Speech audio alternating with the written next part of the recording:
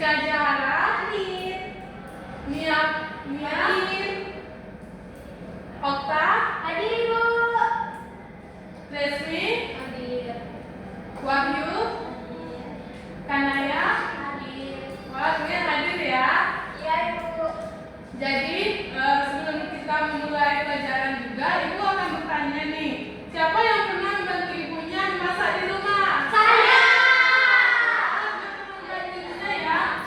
Makanan apa yang pernah kalian buat dengan ibu kalian? Nasi goreng, mie gorengan, nasi goreng, pisang, sangat enak, panggang, tapaya. Jadi hari ini kita akan belajar tentang teks prosedur anak-anak itu. Nah, jadi teks prosedur adalah langkah-langkah kita untuk membuat sesuatu seperti itu. Sebelumnya Ibu akan menampilkan sebuah video untuk anak-anak Ibu perhatikan ya. Iya Ibu. Halo semuanya, kali ini kita akan belajar mengenai teks prosedur. Bagaimana ya kira-kira teks prosedur itu? Yuk simak video ini sampai selesai.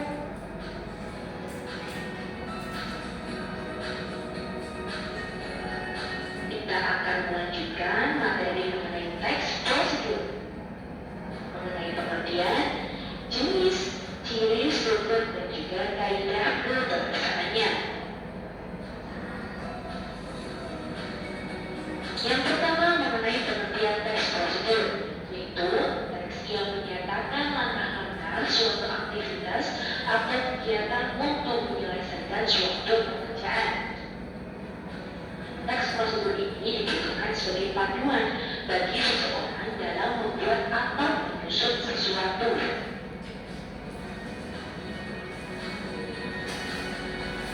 Jenis-jenis teks prosedur antara lain yang pertama yakni teks prosedur sederhana.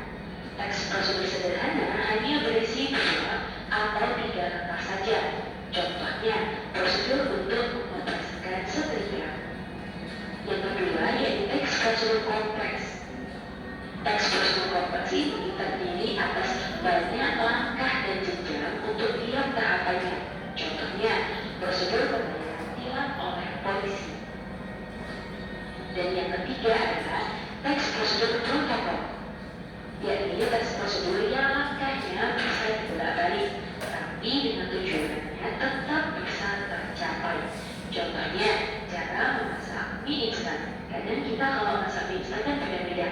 Ada yang dituang dulu bumbunya di dalam piring, ada juga yang menunggu minyak matang baru dituangkan bumbunya. Jadi tetap tercapai tujuannya itu memasak mie, mendapatkan sebuah mie, tapi boleh prosedurnya dibolak-balik. Tapi ini hanya untuk teks prosedur protokol ya, bukan untuk teks prosedur sederhana juga kompleks. Selanjutnya mengenai ciri-ciri teks prosedur, yakni yang pertama menggunakan kalimat perintah atau yang disebut imperatif. Dan jadikanlah, ikuti, berlarilah, matikan, nyalakan, tuangkan. Itu termasuk contoh dari kalimat perintah atau imperatif. Yang kedua yaitu tentang langkah-langkah yang harus dilakukan. Namanya saja teks prosedur, tapi di dalamnya ada yang namanya langkah-langkah. Yang ketiga menggunakan kata kerja aktif. Contohnya, ibu memasak soto, ibu menggoreng ikan. Yang keempat menggunakan kata penghubung atau konjungsi.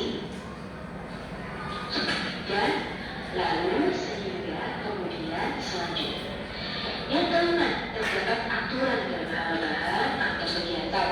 Jadi dalam teks prosedur pasti ada yang namanya alat dan bahannya atau kegiatannya, langkah-langkahnya ya. Dan yang keenam adalah menggunakan kata keterangan untuk menyatakan rincian waktu, tempat, dan cara. Contohnya, rebus mie selama kurang lebih 3 menit. Ini mengandung kata keterangan atau rincian waktu yaitu 3 menit. Contoh lainnya yaitu selanjutnya serahkan formulir permohonan tadi ke loket pendaftaran. Di sini menyatakan sebuah keterangan tempat yaitu loket pendaftaran. Dan yang terakhir adalah terdapat isi kegiatan yang harus dilakukan secara urus.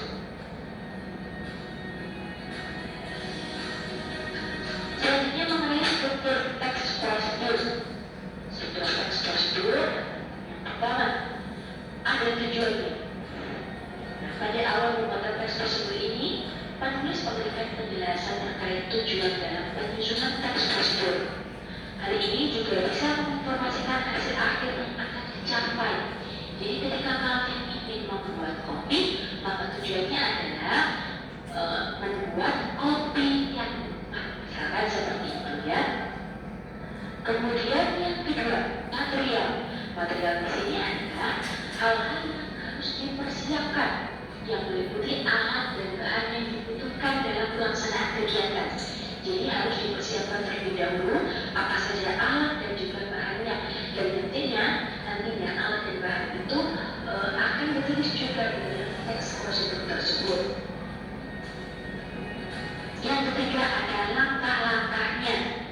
Langkah-langkah ini merupakan hal yang harus dilakukan demi mendapatkan hasil maksimal sesuai dengan tujuan di awal tadi dari teks prosedur tersebut. Dan perlu digarisbawahi bahwa langkah-langkah yang dibuat ini harus secara berurutan. Selain itu, susunannya harus logis, sistematis, dan mudah dipahami oleh pembaca. Yang keempat ada penegasan ulang atau kesimpulan.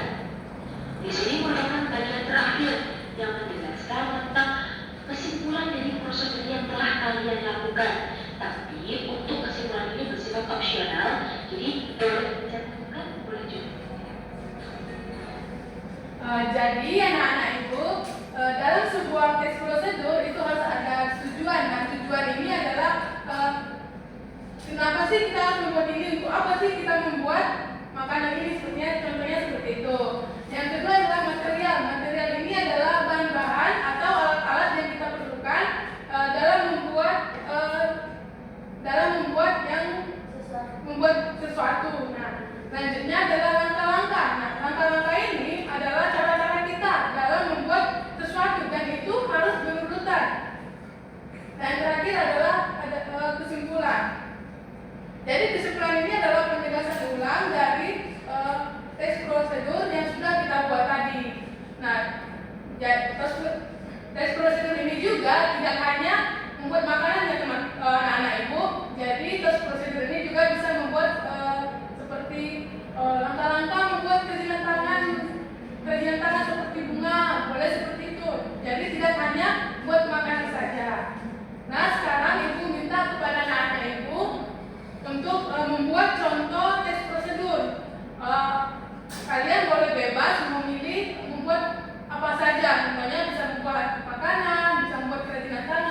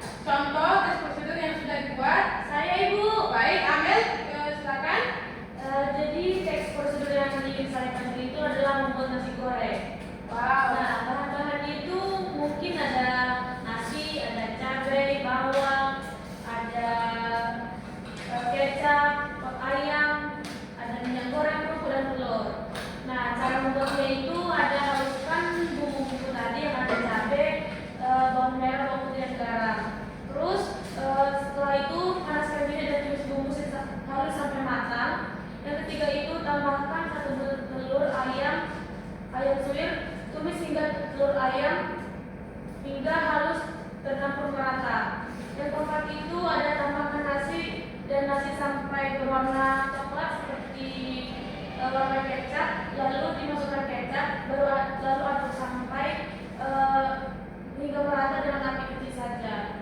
Setelah itu angkat dan sajikan dengan telur dan pelengkap lainnya. Boleh juga kalau bisa ditambahkan ayam dengan selera kita seperti itu. Sangat bagus ya, Amel. Ayo kita berikan tangan kepadanya. Ternyata anak ibu sudah pada mengerti ya. Baik, untuk tugasnya sudah bisa ditentukan pada ibu.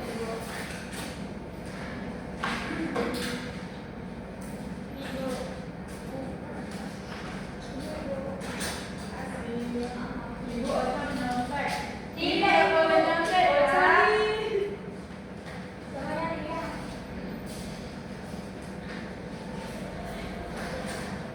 Jadi sebelum mengakhiri kelas kita pada siang hari ini, Ibu akan berikan satu motivasi buat kalian. Wah, apa itu motivasinya? Jadi proses belajar itu seperti menanam. Mungkin hari ini belum terlihat hasilnya, tapi setiap ide yang telah kalian sampaikan, seperti tulisan yang telah kalian buat tadi, itu adalah suatu benih. Suatu hari nanti itu akan tumbuh menjadi pohon besar yang bisa memberi manfaat bagi semua orang. Itu saja motivasi dari Ibu. Terima kasih ya untuk hari ini. Saya akhiri kelas kita pada hari ini. Assalamualaikum warahmatullahi wabarakatuh. Waalaikumsalam warahmatullahi wabarakatuh. Terima kasih Ibu. Doakan kami sukses. Kami sayang Ibu. Ibu ada saya. Ya, Tidak ada PR ya Bu? tidak ada ya biar kita. Ibu. Tapi tidak belajar di rumah ya. Ya Ibu. Baik.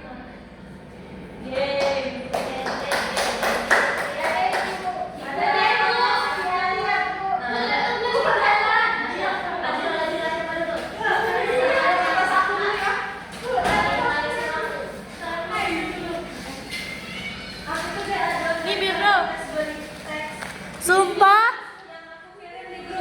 Sumpah Bibi udah kerekut. Iya ya.